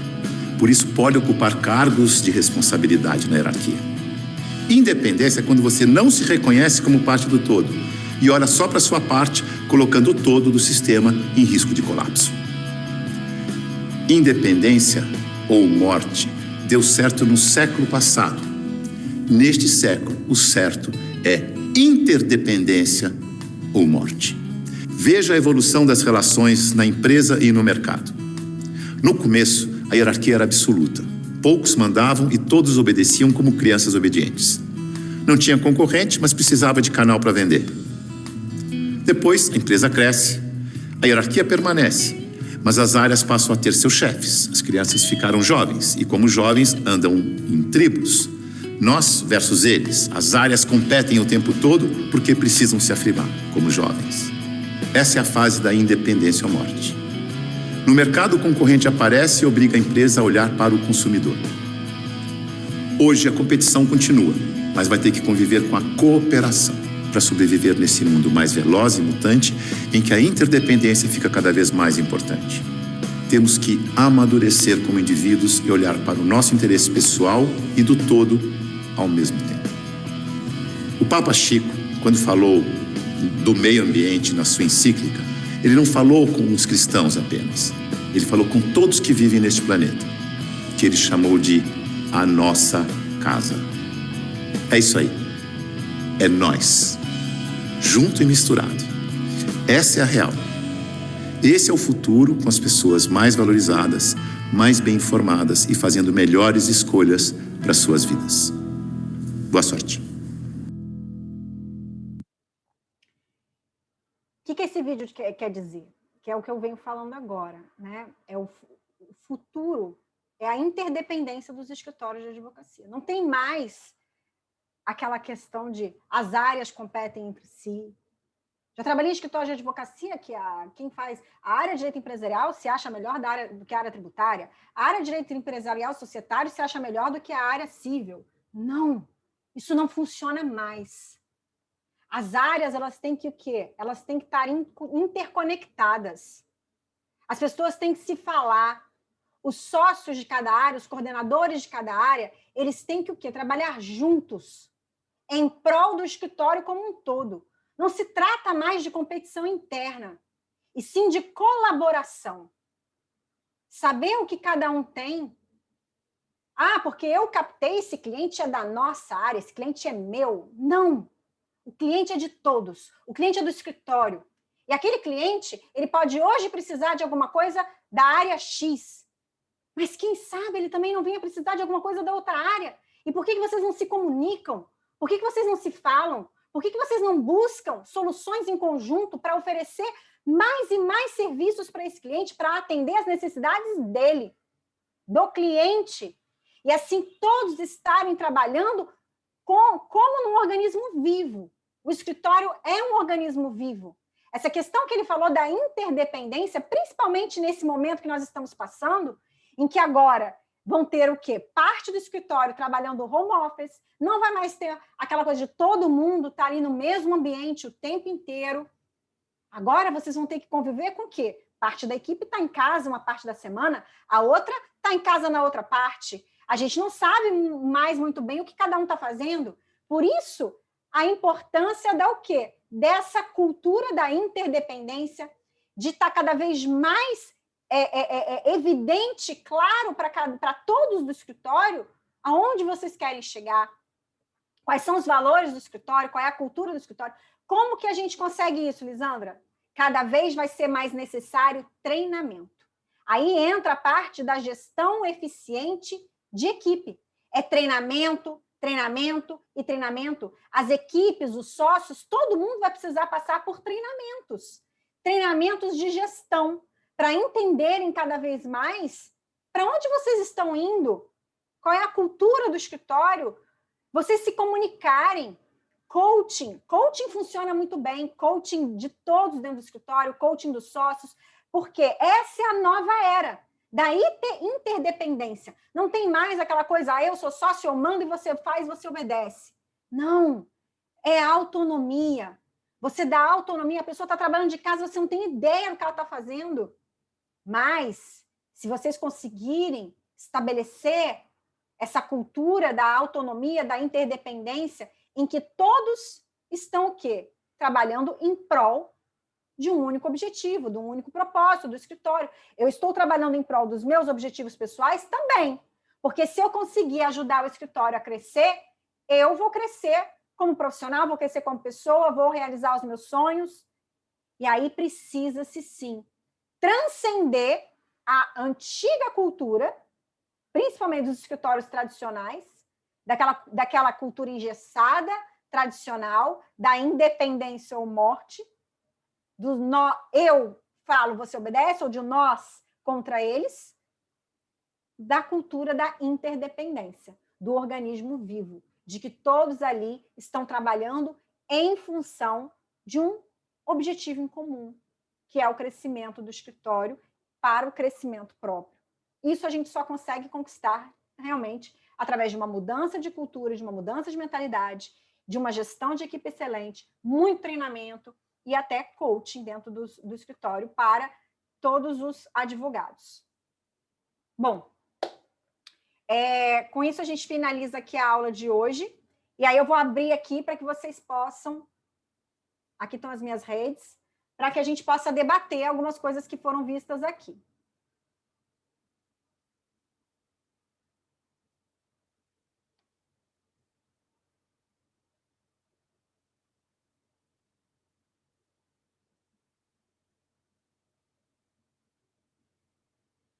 Quem quiser tirar aí o microfone.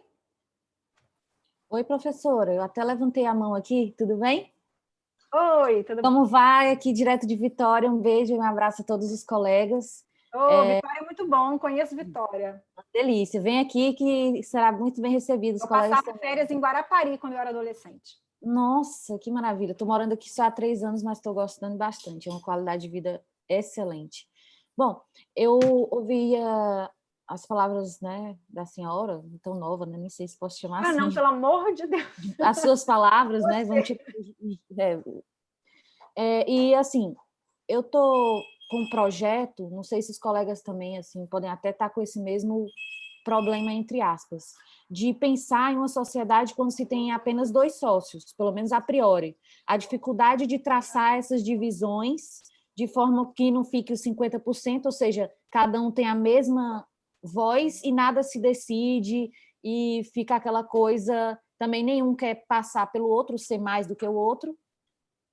A ideia realmente é de ser de 50% e 50%, mas precisa também alguém ter a palavra, senão as coisas não andam, mesmo com 2. Eu queria ver se a senhora se você já tinha tido algum desafio nesse sentido, de como, se já teve experiência com essa questão de 2 sócios, que fica aquele meio que arranca-rabo, né? Aquela braço com braço, e assim, como talvez como aconteceu de resolver esses problemas no seu caso, assim, de procurar um meio termo, mas que não paralisasse a empresa.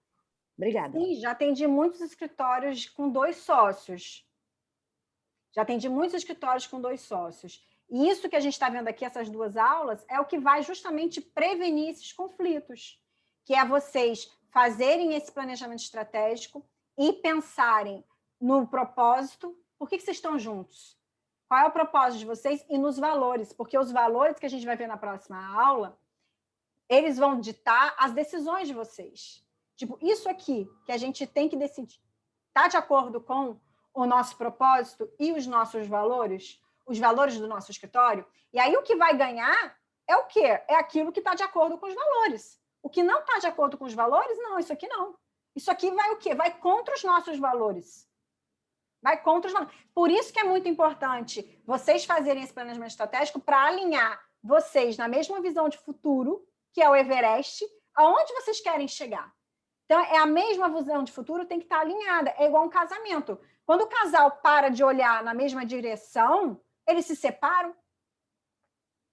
Por quê? Eles não estão alinhados com a mesma direção, vão brigar o tempo inteiro, porque as decisões não vão estar alinhadas. Quando eles também não têm os mesmos valores, fica muito difícil se manter junto, porque eles não têm os mesmos valores. Então, as decisões elas vão ser o quê? Vão conflitar.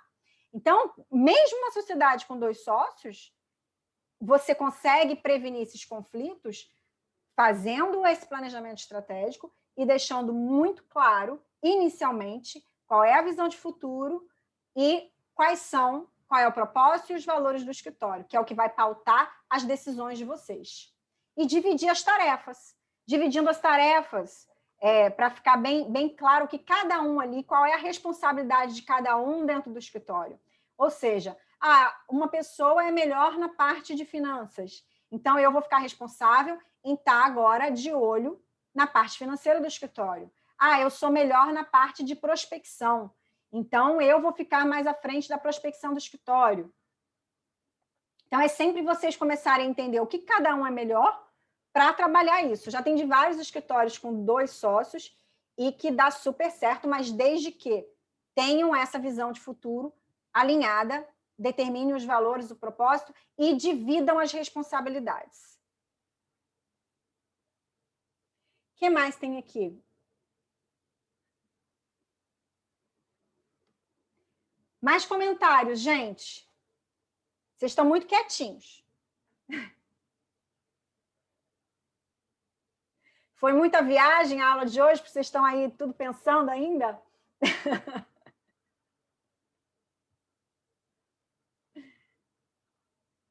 Muita reflexão. Muita reflexão. Mais alguma dúvida? Vocês foram traçando aí algumas ideias enquanto eu estava falando aqui na ferramenta?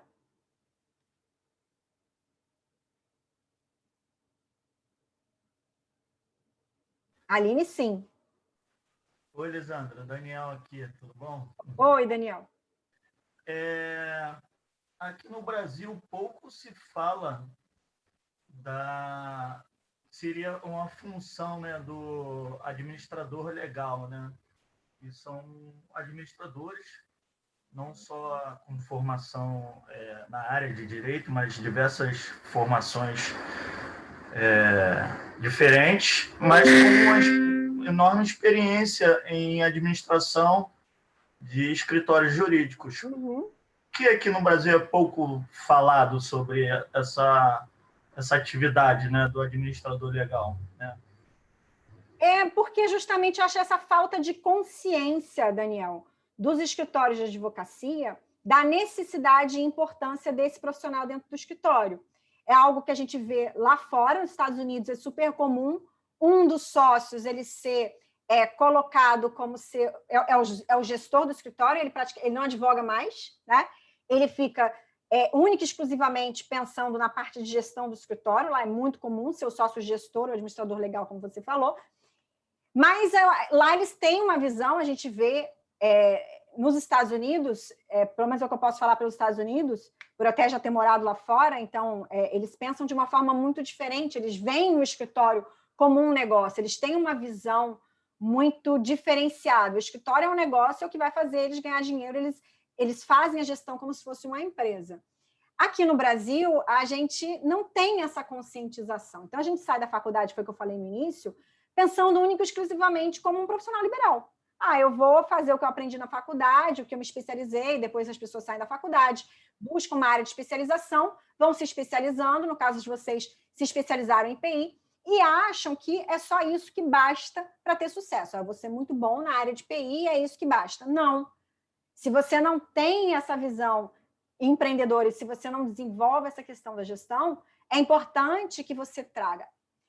Embora ainda não seja uma coisa muito corriqueira dos escritórios daqui, o que vem acontecendo? Os escritórios escritórios grandes, eles já entendem que isso é importante, por isso até que eles se tornaram grandes, né? O caso do Pinheiro Neto, um dos sócios acabou virando o sócio gestor, e ele, inclusive, trouxe, né, lá atrás, foi por isso que o Pinheiro Neto cresceu tanto, ele trouxe todas essas ferramentas dos Estados Unidos, do mundo corporativo, incorporou dentro do Pinheiro Neto, e aí hoje realmente, dentro do Pinheiro Neto, tem uma pessoa, um sócio, que fica como o administrador legal do escritório, e isso vai virando a cada 2 anos, eles vão mudando, e eles têm um conselho administrativo que se reúne e eles ficam traçando as estratégias. Eles têm a questão da cultura organizacional, eles têm tudo isso lá dentro.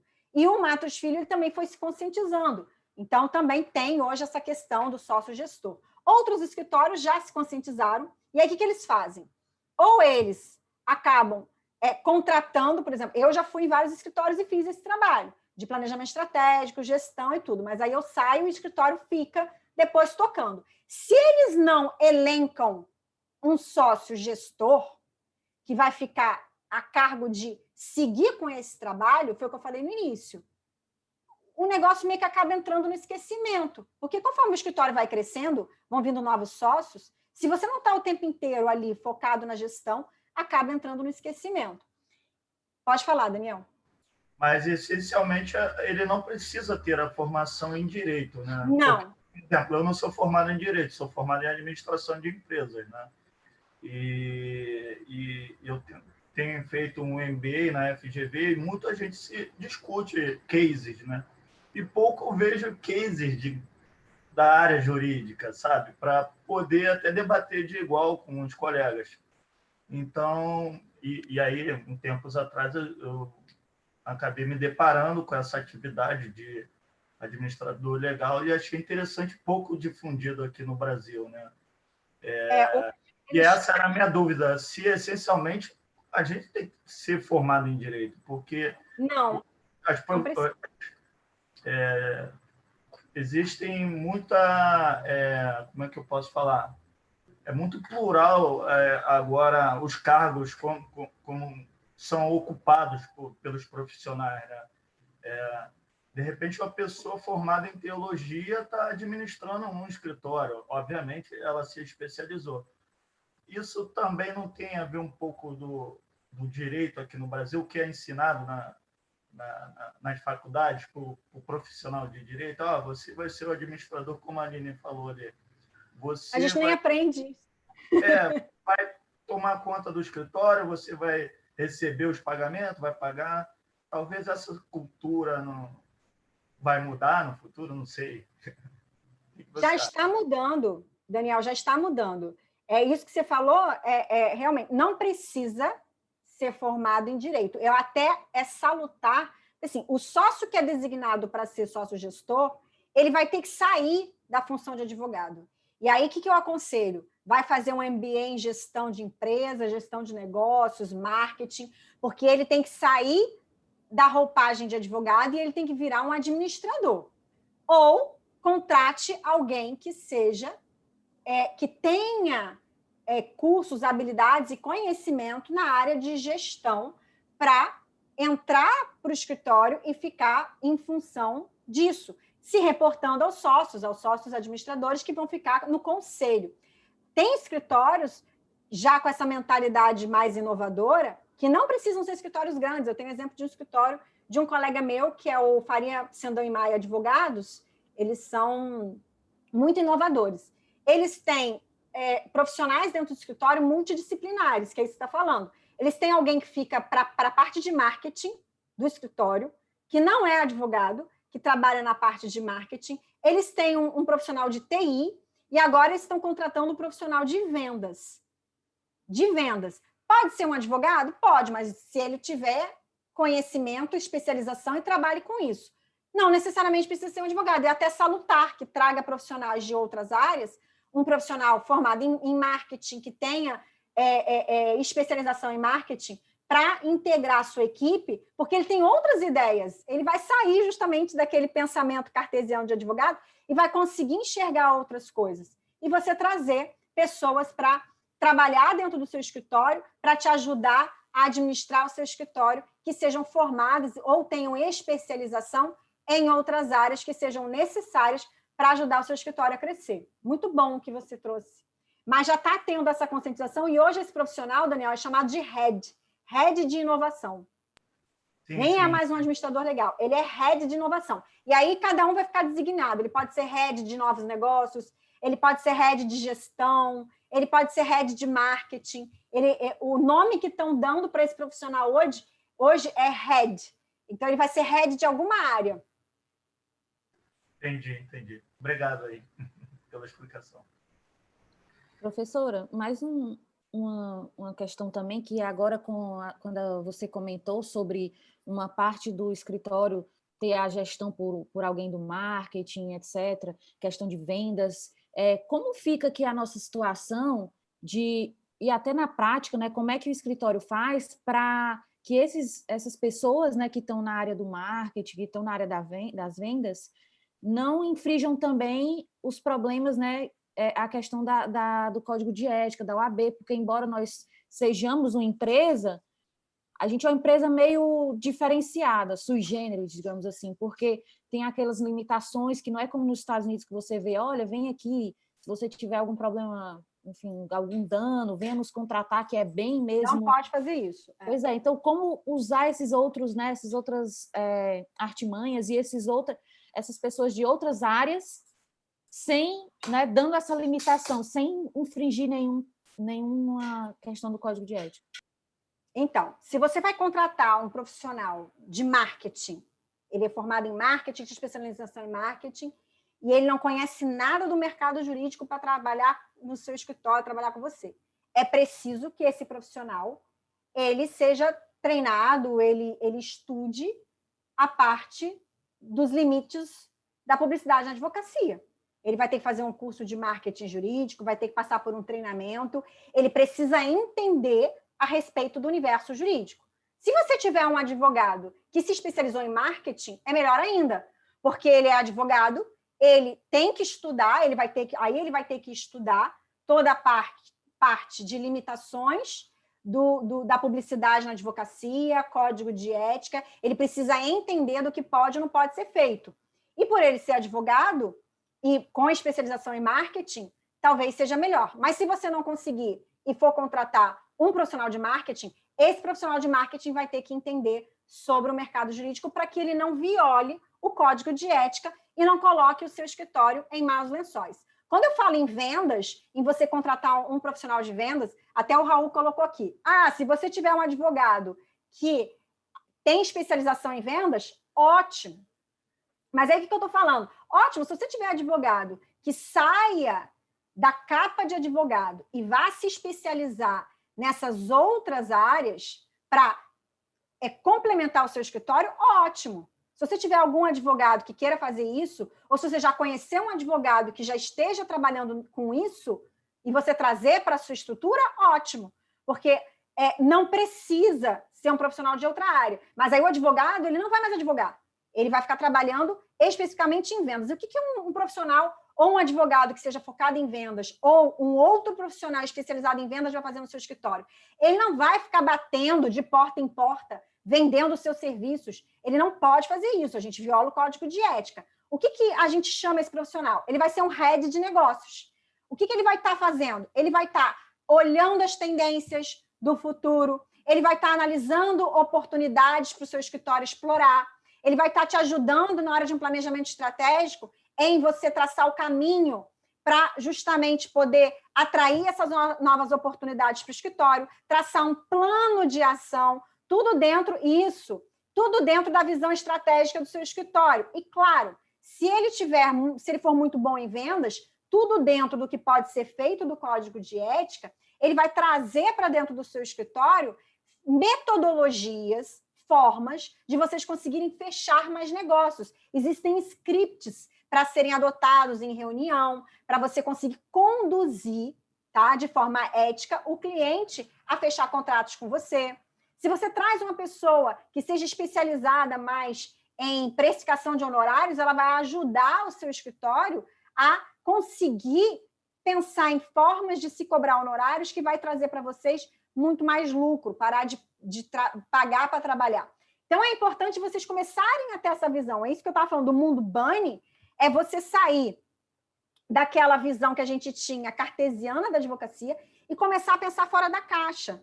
Tipo, tá, eu sou operacional, eu preciso de outras pessoas que me ajudem.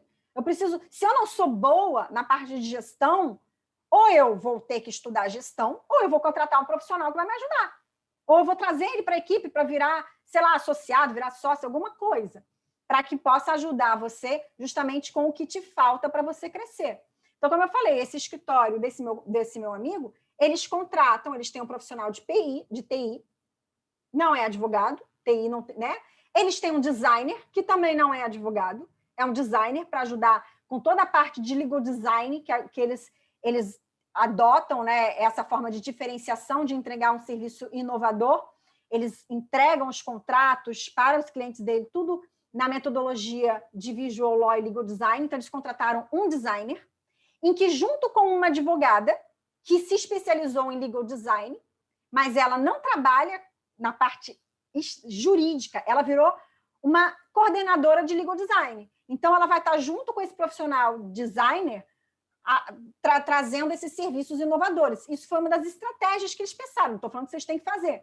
Isso vai estar tudo dentro do planejamento estratégico que vocês, ao longo desse curso, vocês vão traçando. São as estratégias que vocês vão traçar de crescimento, que tem aí na folhinha que eu passei para vocês. E aí vocês vão começar a estruturar o como. A nossa estratégia de crescimento, de diferenciação vai ser isso. Bom, então, como que a gente vai fazer isso? Eu vou precisar de um profissional de marketing, eu quero um profissional de marketing, eu quero alguém aqui dentro do meu escritório que seja em marketing, ou eu só quero contratar, né? Aí eu vou vender meu peixe aqui, por exemplo, a consultoria da Lisandra para ela vir aqui, nos dar uma consultoria de posicionamento da marca, aí eu vou contratar uma agência que vai ficar responsável pela gestão do marketing do escritório. Ela não precisa estar aqui dentro, não vai ser uma pessoa incorporada ao escritório, vai ser um terceirizado que vai fazer esse serviço. Treinamentos de equipe, gestão do escritório, né?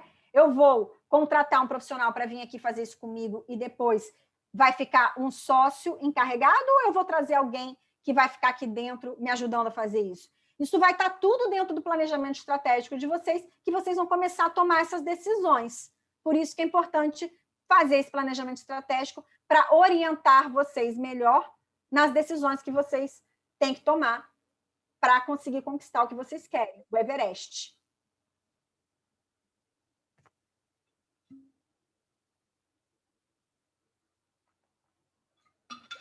É um novo mundo, Aline. É um novo mundo. Mais alguém quer fazer algum comentário? Raul foi bem pertinente, Daniel também, Aline.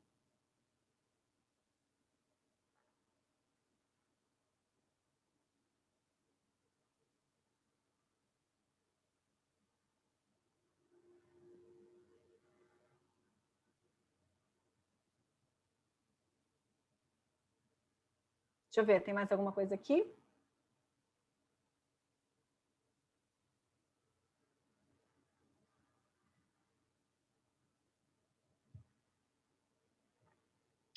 Leonor, você está digitando ou você está conectando o áudio?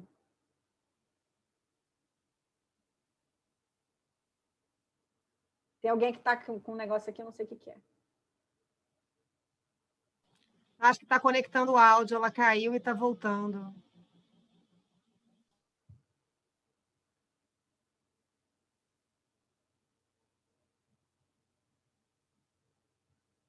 É isso mesmo, Aline. É procurar enxergar com novas lentes. Enquanto isso, outra coisinha. Você conhece assim, outros cantos que têm as restrições? Eu não tenho esse conhecimento. Assim, se o normal a maioria dos países fazem como os Estados Unidos, você pode, enfim, tratar como se fosse uma questão comercial mesmo, divulgar, ou se o Brasil é meio que um caso à parte nessa questão de restrição de propaganda? Não, tem outros países que sim. Itália, eles também têm, porque vai muito da prática do país, né? Itália, eles têm também limitações em termos de publicidade na advocacia. Portugal, se eu não me engano, Espanha. Estados Unidos é super liberal, né? Assim como na Inglaterra, porque pela cultura do país, é um país capitalista e mais liberal. Eles têm essa questão de serem mais liberais, então é negócio na veia, né? Empreendedorismo na veia nos Estados Unidos. Eles privilegiam, inclusive, o empreendedor, né? Então, eu não acho muito salutar a forma como eles podem divulgar abertamente o escritório de advocacia. Vira uma certa guerra. Então, quem tem mais dinheiro acaba saindo na frente. Acho que tem que ter um certo limite. Não precisa ser como a gente é. Acredito que isso vai mudar bastante. Já está aí com eles nesse caminho para mudar, até em razão de tudo que aconteceu esse ano. As mudanças ainda estão sendo lentas. Acho que vai depender muito também dos advogados estarem em cima do Conselho Federal para que essas mudanças aconteçam de forma mais rápida. Obrigada, Eduardo. Vocês pegaram a ferramenta? Essa ferramenta, ela com relação ao que a gente teve hoje, vai ter na aula de quarta-feira, né? A próxima aula é quarta-feira, né? Sim. Que é essa parte do raio-x da essência do escritório. Tá? Obrigada, gente. Obrigada, Fabiola.